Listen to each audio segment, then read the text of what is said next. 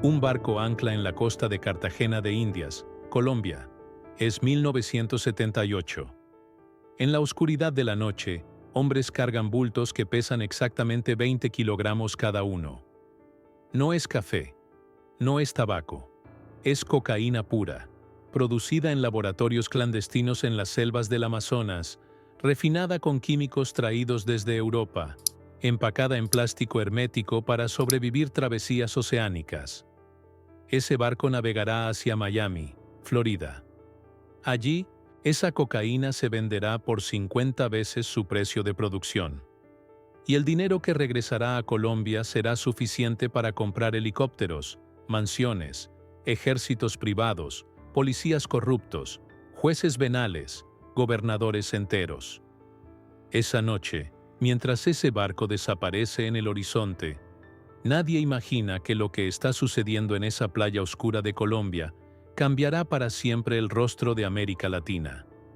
Nadie imagina que dentro de una década, organizaciones criminales controlarán ciudades enteras. Nadie imagina que gobiernos negociarán con narcotraficantes como si fueran estados soberanos. Nadie imagina que la violencia generada por este comercio matará a cientos de miles de personas en los próximos 50 años. Pero todo comienza aquí, en esta playa, en esta noche, con este barco, porque las grandes organizaciones criminales de América Latina no surgieron de la nada. No fueron creadas por hombres malvados que simplemente decidieron destruir el mundo. Fueron creadas por décadas de desigualdad extrema, por corrupción institucionalizada, por la ausencia total del Estado en regiones enteras, por una demanda insaciable de drogas en el mercado más rico del planeta. Y su historia es la historia de cómo América Latina se convirtió en el campo de batalla de una guerra que nunca termina. Pero esta historia no comienza en 1978. Comienza mucho antes. Comienza en el siglo XIX, cuando las fronteras de América Latina eran apenas líneas dibujadas en mapas que nadie respetaba. Comienza con contrabandistas de tabaco que cruzaban las montañas entre Colombia y Venezuela sin pagar impuestos. Comienza con traficantes de alcohol durante la prohibición estadounidense que usaban las costas mexicanas para enviar whisky a Texas y California. Comienza con redes familiares de comerciantes que durante generaciones operaron al margen de la ley, transportando mercancías ilegales, porque las mercancías legales no generaban suficiente dinero para sobrevivir. Estas redes de contrabando crearon algo fundamental: rutas, caminos a través de selvas impenetrables, senderos por montañas que ningún mapa oficial registraba, conexiones con autoridades locales que podían ser sobornadas, conocimiento de cómo mover productos ilegales sin ser detectados. Y cuando llegó la era moderna del narcotráfico, estas rutas, estos conocimientos, estas conexiones, se convirtieron en la infraestructura perfecta para un comercio mucho más lucrativo. Entre 1900 y 1960, América Latina era un continente profundamente fragmentado. Había gobiernos centrales en las capitales, pero en las regiones rurales, en las montañas, en las selvas, en las fronteras, el Estado prácticamente no existía. En estas regiones, el poder estaba en manos de caciques locales, de terratenientes, de señores de la guerra menores que controlaban poblaciones enteras sin rendir cuentas a nadie. Estas regiones se convirtieron en santuarios naturales para actividades ilegales. No había policías, no había jueces, no había ley más allá de la que imponían los hombres con armas. Y en este vacío de poder, las redes de contrabando florecieron. Familias enteras dedicadas durante generaciones a mover mercancías ilegales. Comunidades enteras cuya economía dependía del comercio prohibido. Era una economía paralela, invisible para los gobiernos oficiales, pero absolutamente real para las personas que vivían en estas regiones. Y cuando la demanda de drogas explotó en Estados Unidos durante los años 60 y 70, estas redes estaban perfectamente posicionadas para capitalizar.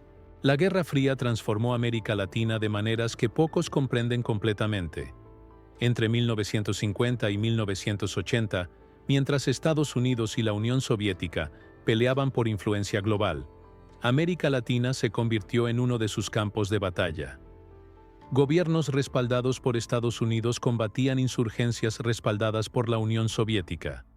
Grupos guerrilleros en Colombia, Perú, Nicaragua, luchaban contra ejércitos gubernamentales. Y en medio de este caos, algo extraordinario sucedió. Tanto guerrillas como gobiernos comenzaron a usar el narcotráfico para financiar sus operaciones. Las FARC en Colombia comenzaron a cobrar impuestos a productores de coca en territorios que controlaban. Sendero Luminoso en Perú hacía lo mismo. Grupos paramilitares de derecha financiaban sus operaciones a través del tráfico de cocaína.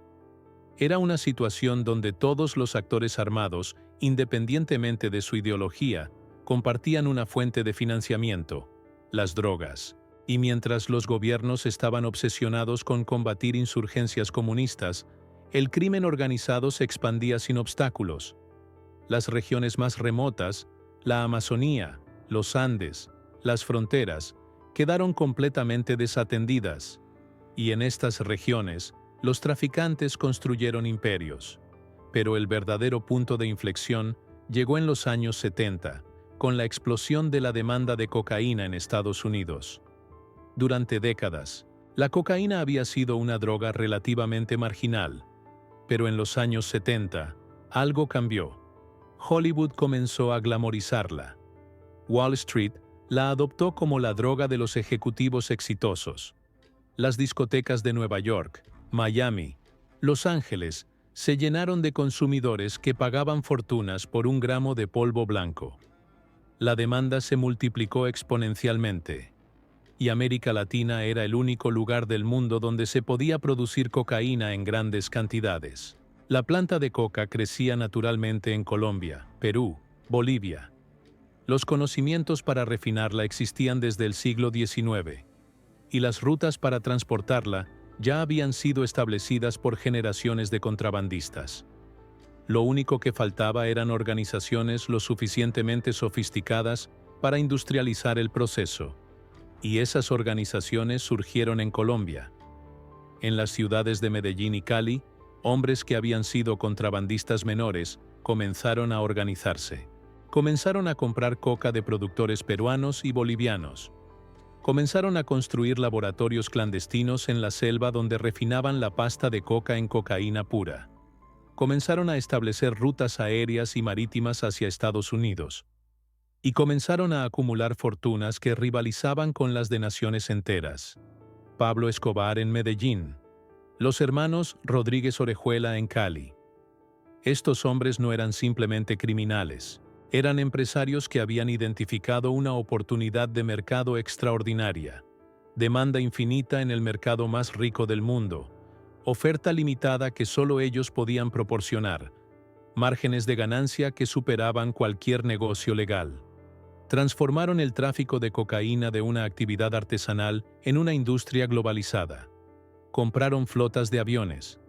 Construyeron pistas clandestinas. Sobornaron a ejércitos enteros de policías, jueces, políticos. Crearon redes de lavado de dinero que se extendían por todo el planeta. Y en el proceso, se convirtieron en los hombres más ricos y poderosos de Colombia.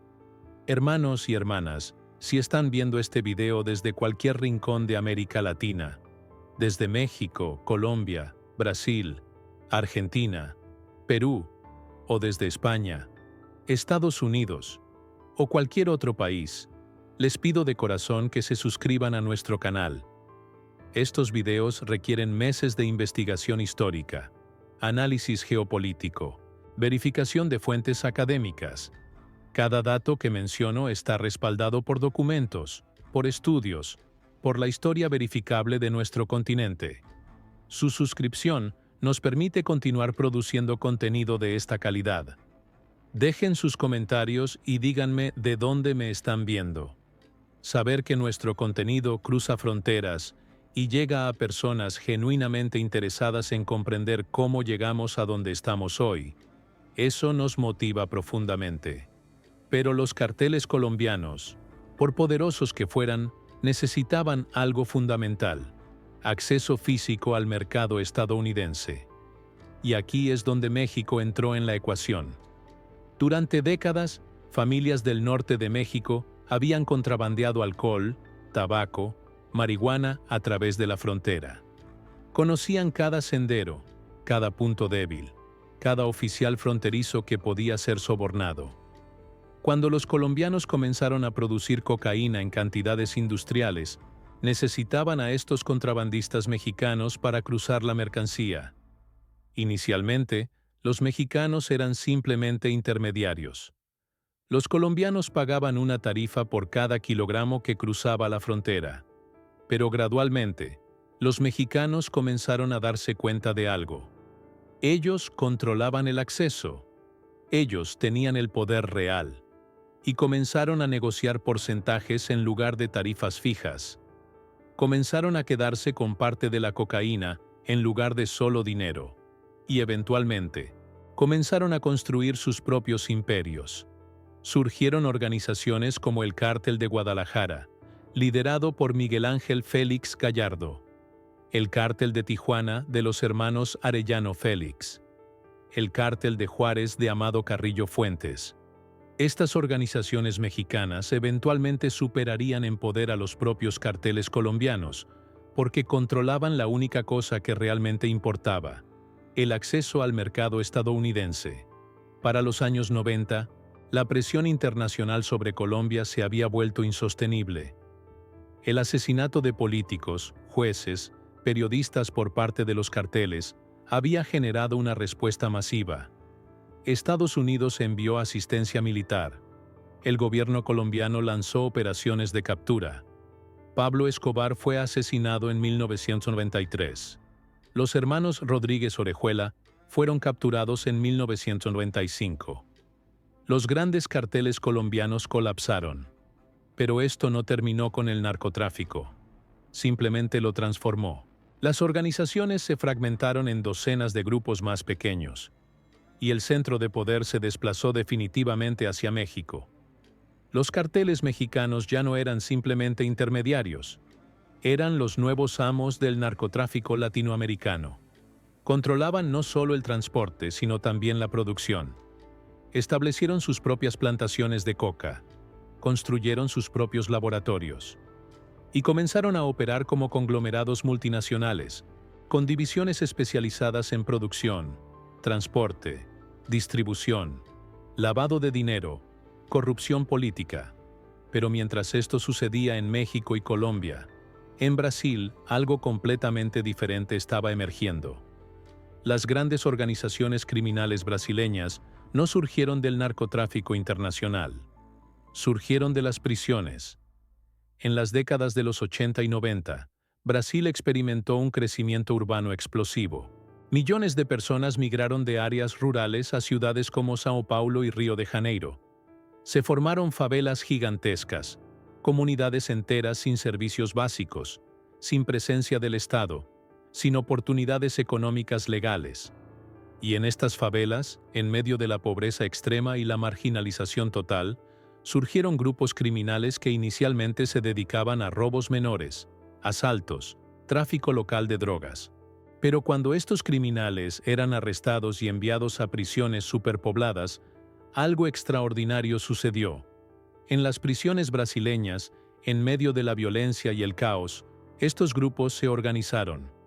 Formaron estructuras con jerarquías, con códigos de conducta, con sistemas de comunicación que se extendían desde las prisiones hasta las favelas. Surgió el Comando Vermelho en Río de Janeiro en los años 70. Surgió el Primeiro Comando da Capital en Sao Paulo en 1993. Estas organizaciones no eran carteles en el sentido tradicional. No estaban enfocadas en exportar drogas a mercados internacionales. Estaban enfocadas en controlar territorios urbanos, en proporcionar servicios que el Estado no proporcionaba, en crear sistemas de justicia paralelos en comunidades completamente abandonadas por las autoridades. Y aquí está lo fundamental que muchos no comprenden. Estas organizaciones no surgieron porque había gente malvada que decidió crear imperios criminales.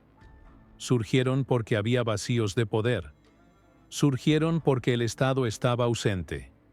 Surgieron porque había demanda de servicios que nadie más proporcionaba. En las favelas de Brasil, el Comando Vermelho y el PCC proporcionaban seguridad, resolvían disputas, castigaban violadores y asesinos, distribuían alimentos en tiempos de crisis. En las montañas de Colombia, los carteles construían escuelas, hospitales, carreteras que el gobierno nunca construyó.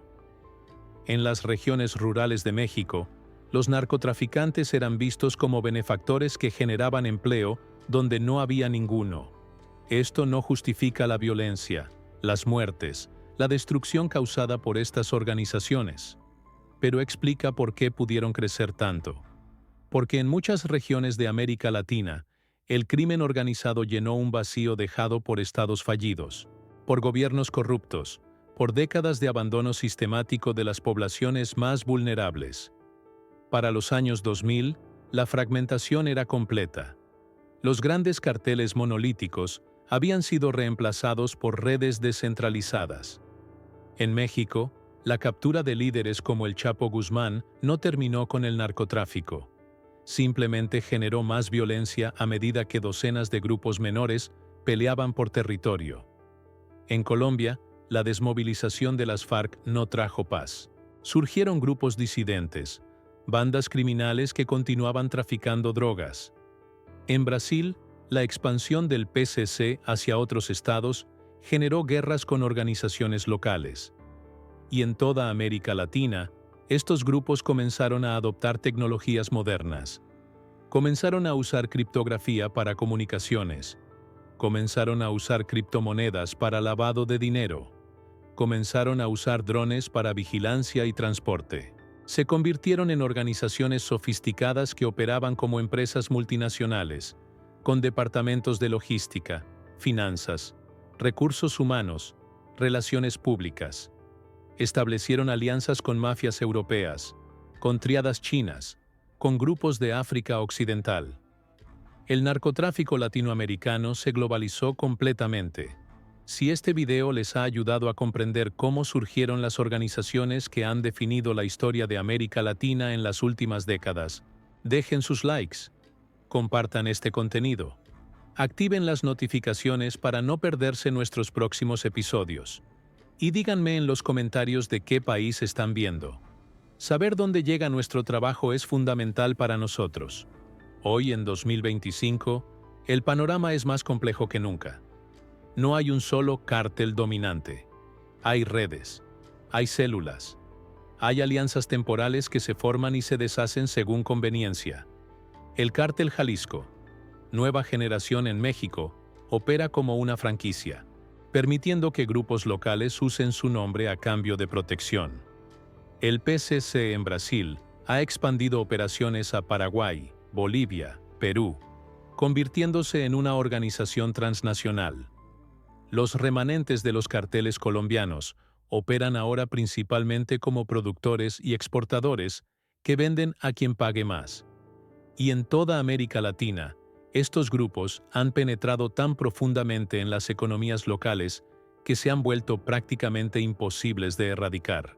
Emplean a cientos de miles de personas, mueven miles de millones de dólares anuales, controlan regiones enteras donde el Estado nunca ha tenido presencia real.